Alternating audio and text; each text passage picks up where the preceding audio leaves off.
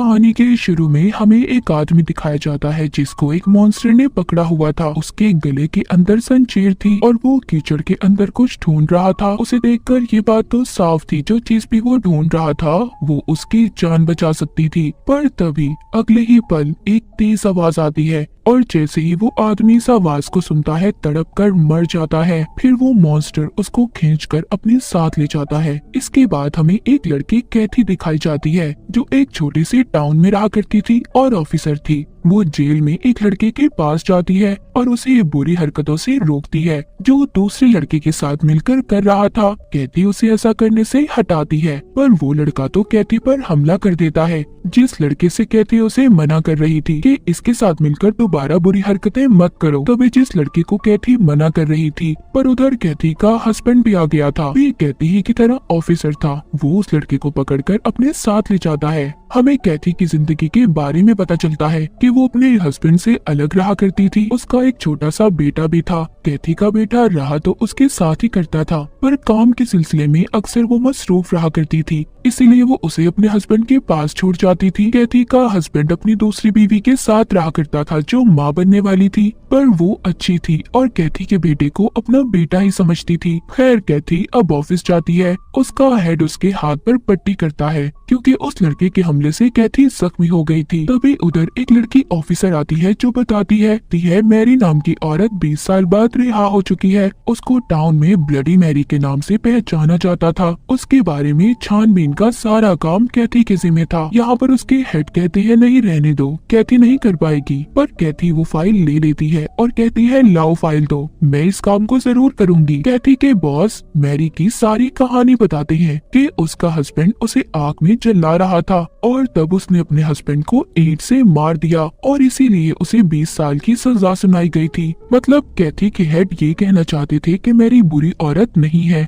Head बताता है कि उसका एक दोस्त भी था जिसे वो पसंद करती थी और लोगों का ये कहना था कि वो अजीब से कपड़े पहनकर घूमा करता था जिसके बारे में किसी को कुछ नहीं पता। टाउन के सभी लोग उसे डायन समझते हैं और उसका टाउन में काफी खौफ भी है। सारी कहानी सुनने के बाद कैथी अब मैरी के घर जाती है। रास्ते में जाते हुए उसे 2 बच्चे मिलते हैं जो किसी डायन को ढूंढ रहे थे। कैथी उन्हें कहती है बच्चों तुम यहाँ पर क्या कर रहे हो, घर जाओ, जानते हो ये इलाका बिल्कुल ठीक नहीं है। ये कहकर कैथी वहाँ से चली जाती है। हम देखते हैं एक मॉन्स्टर ने उन बच्चों पर नजर रखी हुई थी। कैथी मैरी के घर पहुँच चुकी थी और आते ही उसके पाँव पर कुछ बांध देती है और कहती है आज के बाद तुम यहाँ से कहीं नहीं जा सकती, मुझे यहाँ पर तुम्हारी छानबीन के लिए भेजा गया है। मैरी कैथी को बताती है जब उसे जेल हुई तो वो माँ बनने वाली थी और फिर जैसे ही उसका बच्चा पैदा हुआ उसको दूसरी फैमिली को दे दिया गया। कैथी मैरी से बात करने के बाद चली जाती है। वो अपने बेटे को अपने हस्बैंड के घर से लेती है और उसके साथ रात को वक्त गुजारती है। उधर वो बच्चे जिनको कैथी ने देखा था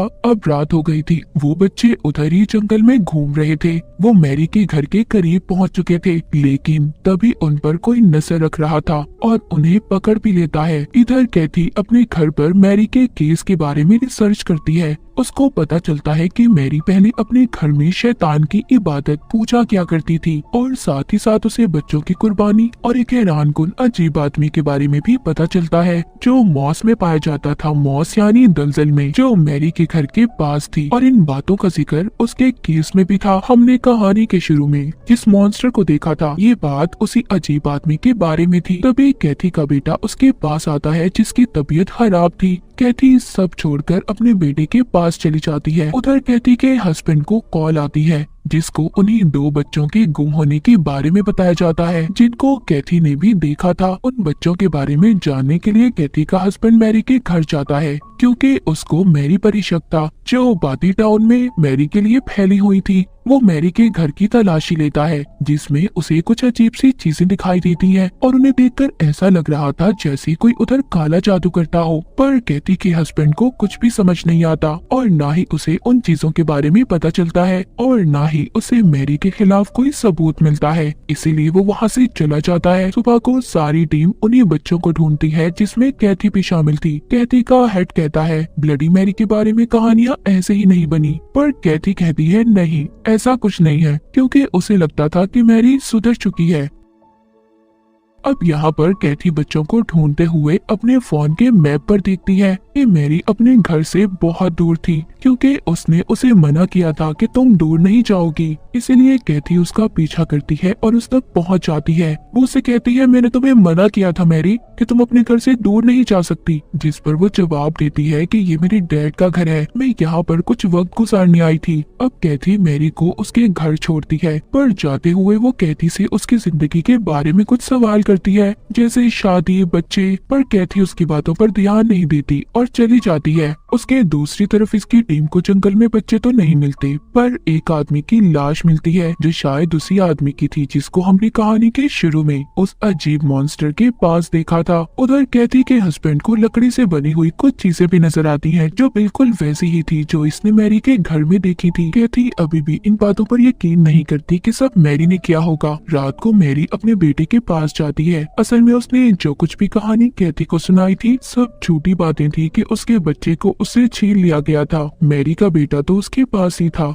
और उसके बेटे ही ने उन्हीं 2 बच्चों को भी पकड़ा था जिनको कैथी ने जंगल में भी देखा था। दरअसल मैरी यहाँ पर बच्चों पर जादू करने वाली थी। जो इसके बारे में सब जानते थे कि मैरी डाइन है और काला जादू करती है, और इसी के बारे में रिसर्च कैथी ने भी की थी। मैरी अब उन बच्चों को मार देती है। अगले दिन रिसर्च टीम को उन्हीं 2 बच्चों की लाश मिलती है जो एक शेप में लेटे हुए थे। उन्हीं बच्चों की लाश के पास लकड़ी से बनी हुई चीजें भी पड़ी थी। बच्चों की मौत के बाद सब लोग बहुत ज्यादा परेशान हो गए थे। कैथी का हेड जो बच्चों के घर जाता है तो उन बच्चों के माँ बाप उन पर काफी गुस्सा करते हैं और सब चीजों का कसूरवार मैरी को कहते हैं। वो कहते हैं जब से वो हमारे टाउन में आई है सब कुछ दोबारा से गलत होने लगा है और हमारे बच्चों की मौत की जिम्मेदार भी वो ही है। उन बच्चों के माँ बाप के साथ बाकी टाउन के लोग भी मैरी को मारने के लिए निकल जाते हैं, क्योंकि सबको अपनी फैमिली को बचाना था। सब ये सोच रहे थे कि आज जो उन बच्चों के साथ हुआ कल को उनके बच्चों के साथ भी हो सकता है। उधर कैथी अपने हस्बैंड को कॉल करती है। सब मैरी के घर के बाहर इकट्ठे थे, पर कैथी और उसका हस्बैंड सबको समझाकर वहाँ से भेज देते हैं। कैथी का हस्बैंड उसे कहता है कि मुझे मैरी पर शक है, उसी ने बच्चों को मारा है। वो कहती है नहीं, मुझे लगता है कि मैरी अब बदल चुकी है। इन सब बातों के बाद कैथी का हस्बैंड तो चला जाता है। कैथी अब मैरी के घर जाती है उसे देखने। कैथी जब मैरी के पास जाती है तो वो उससे कहती है, तुम यहाँ से दूर क्यों नहीं चली जाती, मेरा पीछा छोड़ दो, चली जाओ यहाँ से। तभी कैथी उधर ही खून से भरी बाल्टी देखती है और हम कैथी के पीछे उसी अजीब आदमी को देखते हैं। आगे दिखाया जाता है कैथी बेहोश थी, उसको मैरी ने बांधकर अपने पास रख लिया था। इन सब में उसका बेटा भी था। मतलब कैथी अब तक जो मैरी के बारे में सोच रही थी कि वो बदल गई है, सब झूठ था। मैरी बिल्कुल वैसी ही थी जैसा उसके बारे में लोग जानते थे। मैरी कैथी को बताती है, हाँ मैंने ही बच्चों को मारा है, और कैसे मैं ये भी बता सकती हूँ। मैरी यहाँ पर विच क्राफ्ट काला जादू किया करती थी। तभी मैरी कैथी के गले में जंजीर डालकर उसे उसी जगह पर ले जाती है जिधर दलदल थी, जो हमने कहानी के शुरू में भी देखा था। उसके साथ उसका बेटा भी था। मैरी कहती है कि तुम्हें इस जगह पर मैंड्रिक को ढूंढना होगा और ख्याल रखना कि वो जाग ना जाए। अगर वो जागा, उसने शोर किया तो उसकी आवाज से तुम मर जाओगी। कैथी के पास कोई और रास्ता नहीं था, इसीलिए वो जल्दी जल्दी जमीन से मैंड्रिक को ढूंढने लगती है। दरअसल मैंड्रिक एक रूट जड़ होती है और इसका इस्तेमाल विच क्राफ्ट में काले जादू में किया जाता है। ये जड़ हिरन के चेहरे जैसी होती है और ये असल में पाई जाती है जैसे कीचड़ या दलदल वाली जगह पर। ये काले जादू में इमोर्टैलिटी, अमर होने के लिए या किसी भी चीज को ठीक करने के लिए इस्तेमाल की जाती है। उनको मैंड्रिक जब मिल जाता है तो वो कैथी को अपने घर ले आए थे। उसको नहलाकर अच्छे से तैयार करते हैं, फिर मैंड्रिक के साथ अपना जादू करते हैं। उससे मैरी कोई शरबत बनाती है जो खुद पीती है और फिर अपने बेटे को पिलाती है और बाद में जबरदस्ती कैथी को भी वो शरबत पिला देती है। उसका बेटा पूछता है कि आपने शरबत कैथी को क्यों पिलाया। मैरी शायद यहाँ पर अपने बेटे के लिए कैथी को बांधकर रखना चाहती थी, या फिर मैरी और उसका बेटा इमोर्टल होना चाहते थे, हमेशा जिंदा रहना चाहते थे। उधर कैथी को सपना आता है जिसमें वो खुद को मैंड्रिक की माँ के रूप में देखती है और साथ ही वो अजीब मॉन्स्टर जैसा आदमी भी। कैथी ये देखकर डर जाती है और वो नींद से जाग गई थी। वो देखती है उसके पाँव की चोट भी बिल्कुल ठीक हो चुकी थी, मतलब उस शरबत में कोई ना कोई तो जादुई ताकत थी। कैथी सारे घर में घूम रही थी, उसको मैरी और उसका बेटा कहीं नजर नहीं आते। कैथी को अपना फोन भी मिल जाता है, वो जल्दी से फोन करती है। दरअसल कैथी ने उसी लड़के को फोन किया था जिसको हमने कहानी के शुरू में देखा था, जिसको कैथी बुरे काम करने से रोक रही थी। तभी उधर मैरी और उसका बेटा जाते हैं और कैथी को पकड़ लेते हैं। इसी दौरान जादुई शरबत का जार नीचे गिर जाता है, जिसे देखकर मैरी का बेटा बहुत रोता है। वो अपने बेटे को संभालती है और कैथी को एक कमरे में ले जाकर बंद कर देती है। दूसरी तरफ वो लड़का कैथी के हस्बैंड के पास जाता है और बताता है कि मुझे कैथी की कॉल आई थी, मुझे लगता है कि वो मुसीबत में है, पर वो उसकी किसी बात पर यकीन नहीं करता और उस आदमी के घर चला जाता है जिसको हमने सबसे पहले कहानी के शुरू में देखा था। कैथी का हस्बैंड जब घर जाकर देखता है तो उसे मैंड्रिक, काला जादू करने की चीजें और साथ ही साथ मैरी के बेटे के खिलाफ सबूत भी मिलते हैं। वो समझ गया था कि इन सब चीजों के पीछे मैरी का हाथ है। वो इन सब के बारे में अपने हेड को बताता है और मैरी के घर की तरफ निकल पड़ता है। यानी कि शुरू में हमने जो आदमी देखा था जिसके गले में जंजीर थी, वो भी कैथी की तरह मैंड्रिक को ढूंढ रहा था। उसने वक्त से पहले उसे नहीं ढूंढा होगा, इसीलिए वो उसकी आवाज से मर गया। उधर कैथी किसी तरह खुद को आजाद करवा लेती है। कैथी का बेटा जो उसके हस्बैंड की दूसरी बीवी के साथ था, अचानक से गायब हो जाता है। उसको उसी अजीब आदमी ने पकड़ा था क्योंकि मैंड्रिक के काले जादू से पहले किसी भी बच्चे को मारना जरूरी था। तो यहाँ पर हमें पता चलता है कि मैरी दरअसल सबसे पहले बच्चों को मारकर उनको कुर्बान करती थी, फिर किसी भी इंसान को पकड़ कर लाती थी, जैसे पहले वो कहानी के शुरू वाला आदमी, और फिर कैथी जो उसके लिए दलदल में से मैंड्रिक को ढूंढता है और इसी वजह से इसको ब्लडी मैरी कहा जाता था। और जो शरबत वो बनाती थी उसको बनाने के लिए मरे हुए बच्चों का खून और मैंड्रिक का इस्तेमाल करती थी। अब खैर इन सबके बाद कैथी का हस्बैंड मैरी के घर पर आता है और उससे कैथी का पूछता है, पर तभी अचानक से उसका हेड आकर उसे चाकू से मार देता है। बाद में मैरी कैथी के हस्बैंड को दोनों ने मिलकर मार दिया था। यहाँ पर हमें पता चलता है कि कैथी और उसके हस्बैंड का हेड मैरी से मिला हुआ था और इसी हेड ने मैरी के बारे में कैथी को उल्टी सीधी कहानियां सुनाई थी, और शायद वो लड़का जिसके बारे में बताया था कि मैरी उसको पसंद करती थी, वो भी यही हेड ही था। कैथी को सब बातों का पता चल चुका था, पर अभी वो कुछ नहीं कर सकती थी। वो जंगल की तरफ भागती है, उसे वहाँ पर अजीब मॉन्स्टर भी नजर आता है जो उसके बेटे को साथ लेकर जा रहा था। वो उस पर पीछे से हमला करती है। यहाँ पर ये उस मॉन्स्टर को बहुत मारती है, वो नीचे गिर जाता है। हमें पता चलता है कि ये कोई मॉन्स्टर नहीं बल्कि मैरी का बेटा था जिसने मॉन्स्टर वाला सूट पहना हुआ था। यानी कि कहानी के शुरू में हमने जो मॉन्स्टर देखा था वो भी मैरी का बेटा ही था। कैथी उसे मारकर अपने बेटे को बचा लेती है। उधर मैरी के पास कैथी का हेड था जो असल में 20 साल पहले वो ही लड़का था जिसके लिए मैरी ने अपने हस्बैंड को मारा था।